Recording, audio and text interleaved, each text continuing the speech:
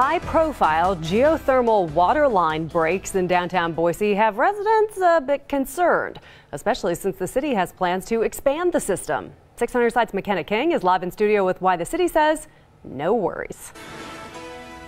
It looks like a scene out of Ghostbusters, but this is a picture taken from one of the recent downtown geothermal leaks. A combination of cool water, steam, and a green traffic light directly behind the leak. The city of Boise says it's a lot less dramatic than it looks. Boise's geothermal heat system has been in full operation since the 80s, and as usual, using water and metal is recipe for corrosion. But the city tells me they do their best to remain proactive and environmentally friendly.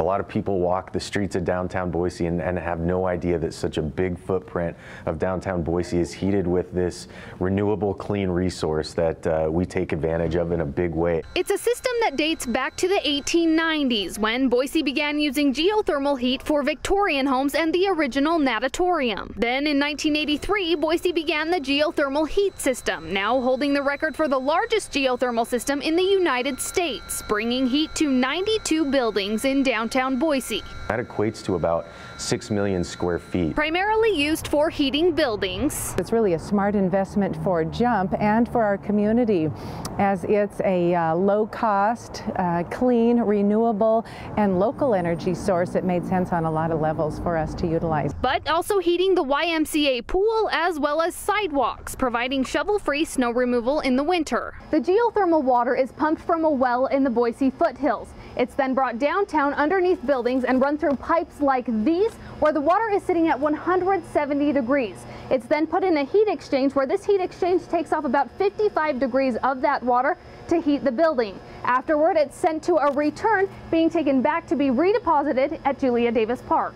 That only started in 1999. Before, the geothermal water was taken out of the aquifer, then disposed of in the Boise River, and aquifer levels started to decline until that reinjection site was made at Julia Davis Park, bringing aquifer levels right back up to where they began. The carbon footprint is almost nothing. It relies almost entirely on electricity just to pump up. There's no fossil fuel being used, and so it's a really clean and efficient energy. And it also comes with a relatively low price tag. As far as like our overall utilities, the geothermal is not a substantial cost for the city. The geothermal heating bill costs a mere $1,000 each winter month for the entire downtown area. And lucky for Boise, it's a system unique to the western U.S. So it really comes down to where geothermal an aquifer is available, and so it's really, Boise is very fortunate that we have this aquifer right under our streets.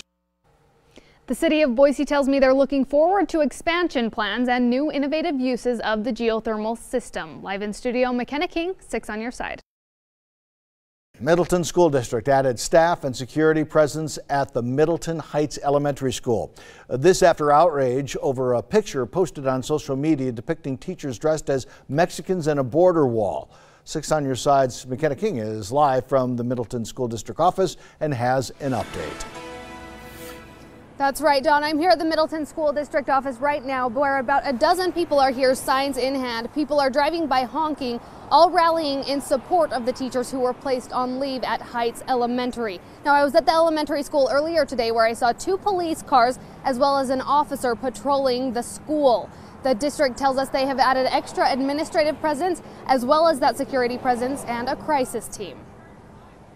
Now, this all comes after the outrage sparked on Halloween when teachers and staff at Heights Elementary posted pictures on social media dressed as a border wall labeled "Make America Great Again" and others as Mexicans dressed in mustaches and sombreros. Since then, the story continues to make national news, with people all over the country accusing the staff of racism and signing petitions to have the teachers fired. While on the other hand, there are many who think this has all been blown out of proportion and want to support the teachers. The whole scenario of actually what happened at the time isn't, I guess, what people are seeing. It was more of an exercise for the teachers to do all the different cultures, and those were the 2 that actually won, so that's why the 2 pictures were together. Those staff members have all been placed on administrative leave, and this Wednesday, November 7th, the district will hold an all-staff meeting for the purpose of cultural sensitivity training. That training will continue throughout the school year and at the start of each school year moving forward in the Middleton School District. Now, Superintendent Middleton previously stated he had hoped to have this investigation wrapped up by today, but that seems to have been pushed further down the road. Now, at last check, the petition in support of keeping the teachers had just over 13,000 signatures, while the petition in support of firing them had just over 11,000 signatures. We will keep you updated with any added information as the district releases it to us. Live in Middleton, McKenna King, 6 on your side. Many residents already know cities around the Treasure Valley have started introducing the orange bag recycling program. However, what a lot of people are still curious about, what goes in the orange bag and what happens with it later. 6 on your side's McKenna King took a ride inside a recycling truck and has answers to lingering questions about the system. In mid-April, just a few months after China's ban on imported plastics, the cities of Boise, Meridian, Eagle, and Garden City came up with their solutions to alleviate landfill costs and to do their part to protect the environment. Bright orange, hefty energy bags. The ability to now, instead of shipping materials to China, to keep that more regionally, it was a win-win for the city of Boise and its residents. A Salt Lake City company teaming up with the different cities, implementing a system to keep plastics out of the landfill. They basically take all this lightweight plastic from the city of Boise. There's no cost. But it isn't quite that easy. First, the orange bags are picked up by the Republic Services recycling trucks. Then they're taken to Western Recycling. When it arrives at our facility, that's when we're tasked with pulling those bags out, isolating those, and getting them into shipment form. Now, the orange bag program just adds one more step here at Western Recycling. All of the materials go up and the orange bags come back down into these bins, and then it's brought here to be baled. One of these bales being 1,600 pounds. From here, it's sent off to Salt Lake City, where it will be made into diesel fuel.